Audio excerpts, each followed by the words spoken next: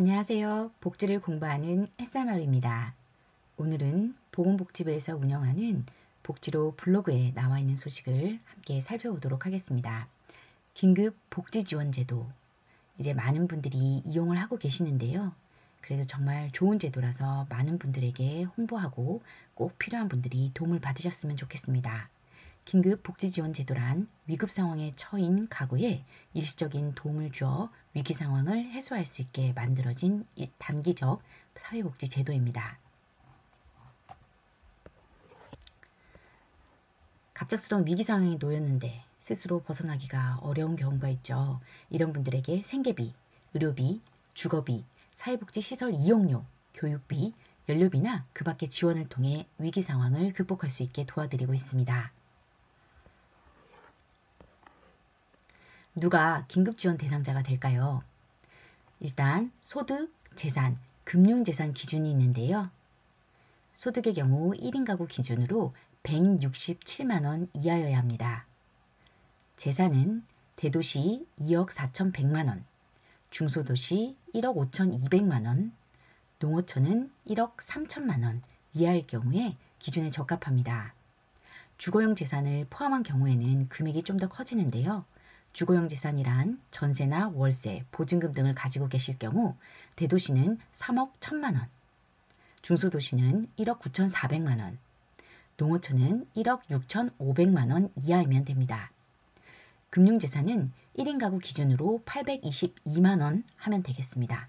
주거지원은 가구당 200만원이 추가되는데요. 주거지원을 받고 싶다, 주거급여 혜택을 받고 싶을 경우에는 금융재산이 822만원에서 200만원을 추가하시면 되겠습니다.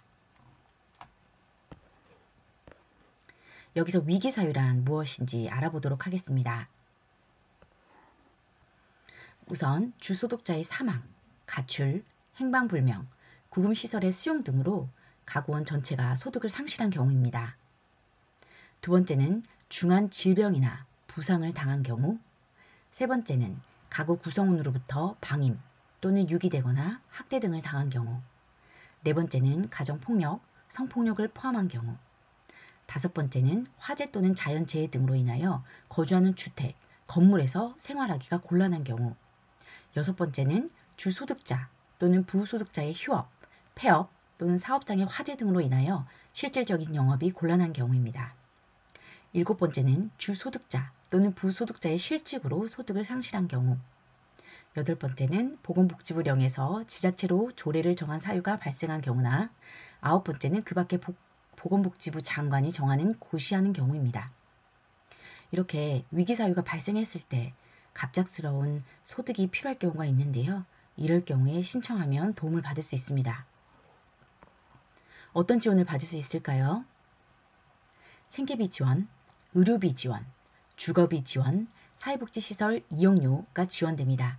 1인 가구로 살펴보도록 하겠습니다. 생계비 지원의 경우 71만 3천원 정도 지원받을 수 있습니다. 의료비는 300만원 이내에서 단 퇴원 전에 신청하실 수가 있는데요. 병원에 입원하고 계실 때 병원의 사회복지사와 주민센터의 긴급복지 담당과 서로 연계되면 바로 병원에서 신청이 가능합니다. 주거비 같은 경우에는 4인 가구 기준으로 살펴보도록 하겠습니다. 대도시에서 66만원 정도 지원받을 수 있습니다. 사회복지시설 사용하실 경우에도 이용료가 지급됩니다.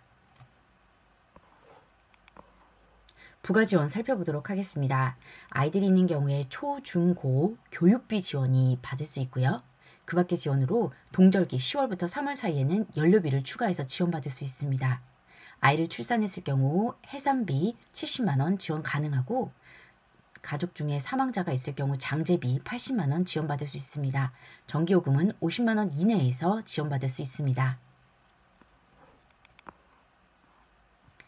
위기 상황에 놓인 경우 정말로 도움이 필요한데요. 이럴 경우 긴급복지지원제도 꼭 기억하시고 상담 받으셔서 혜택 받으셨으면 좋겠습니다. 거주지 주민센터 긴급복지 담당과 상담하셔도 되고요. 아니면 국번 없이 129번으로 전화하시면 좀 더 자세한 내용 상담 받으실 수 있습니다. 오늘의 내용이 누군가에게 꼭 도움이 되었으면 좋겠습니다.